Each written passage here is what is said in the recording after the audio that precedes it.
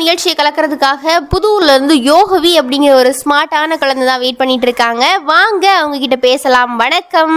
வணக்கம். சரி, ரொம்ப ஸ்மைலிங்கோட இருக்கீங்கல்ல, இந்த புன்னகையினுடைய ரகசியம் என்ன?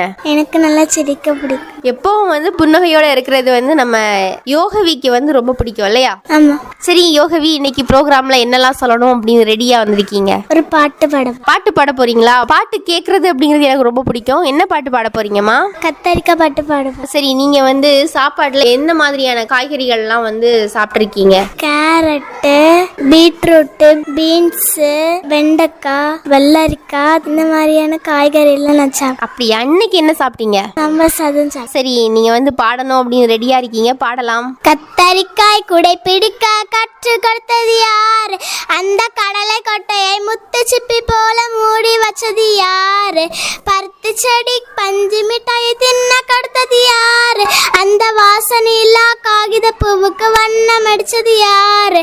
ஆலமரத்துக்கு அத்தனை ஊஞ்சலை ஆட கொடுத்தது யாரு? அந்த தொட்டாட்சி நீங்கி பட்டனை முடிக்க கட்டளை போட்டது யாரு? யாரு யாரு கூறு, அந்த இயற்கை அன்னையம் பாரு. இத வரக்கூடிய எல்லாமே இயற்கையினுடைய ரகசியம் தான் இல்லையா? சரி, பிள்ளைய உங்க அம்மா அப்பா எங்கெல்லாம் கூட்டிட்டு போயிருக்காங்க? கோவிலுக்கு கூட்டிட்டு போயிருக்காங்க, பீச்சுக்கு இங்கெல்லாம் கூட்டிட்டு போயிருக்காங்களா?